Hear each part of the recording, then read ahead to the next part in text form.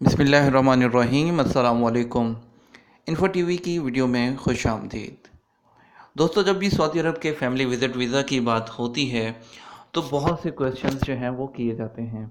उनमें से एक क्वेश्चन ये भी होता है कि क्या हम अपनी बहन को, क्या हम अपने भाई को, या जो है अपने ब्रदर इन लॉ या सिस्टर इन लॉ वगैरह को सऊदी अरब बुला सकते हैं। तो आज की वीडियो में आपको कंप्लीट गाइड करने वाले हैं कि किसको बुला सकते हैं, किसको नहीं बुला सकते। अगर नहीं बुला सकते तो कौन सी ऑप्शन अवेलेबल है। जल्दी से इस वीडियो को लाइक कर दीजिए, वीडियो को शेयर कर दें, चैनल पर नए हैं तो सब्सक्राइब करके साथ में मौजूद बेल आइकन प्रेस कर लीजिए।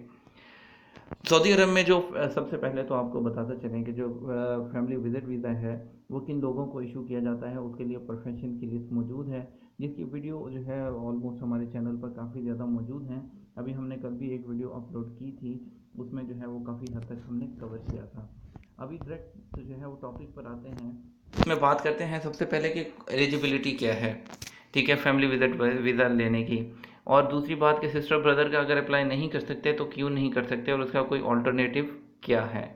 ठीक है, आपको सबसे पहले बताते चलें कि जो है इसमें फैमिली वीज़ा के लिए सऊदी अरब में ब्रदर और सिस्टर के लिए जो है आप अप्लाई नहीं कर सकते।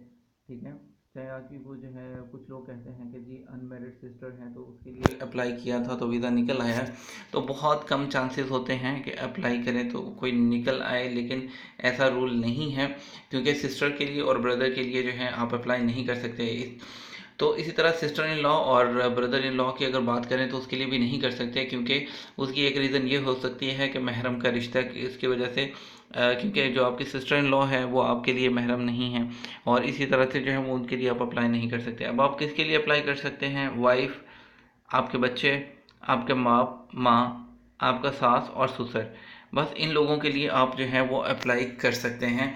उसके अलावा आप किसी और के लिए फैमिली विजिट वीज़ा अप्लाई नहीं कर सकते। ठीक है, दूसरे जो है आप दूसरे उसमें कोई ऑल्टरनेटिव जो है वो आप अप्लाई कर सकते हैं।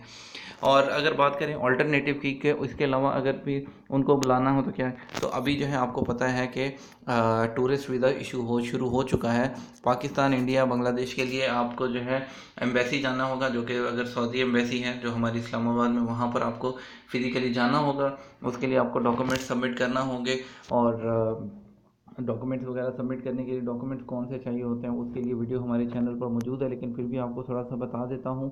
पासपोर्ट साइज़ पिक्चर्स चाहिए होगी, आपको ट्रैवल टिकट दिखाना होगी, ठीक है, और टिकट यानी कि रिटर्न टिकट, और इसके अलावा अकोमोडेशन का प्रूफ दिखाना होगा, बैंक स्टेटमेंट की कॉपी।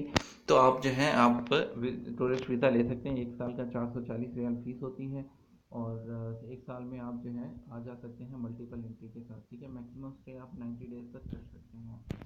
और इसके अलावा अगर बात करें कि अगर वो 49 कंट्रीज़ के अंदर आपकी कुछ नेशनलिटी है तो आप जो है ऑनलाइन अप्लाई कर सकते हैं, उसके लिए आपको फ़िज़िकल जाने की ज़रूरत नहीं है।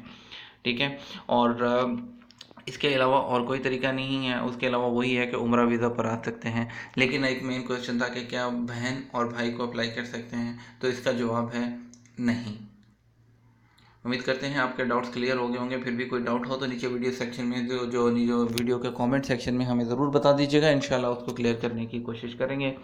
अपना ख्याल रखिएगा, दुआ में याद रखिएगा। इंशाल्लाह मिलेंगे आपके साथ एक और नई और मुफीद वीडियो में। तब तक अल्लाह हाफिज़।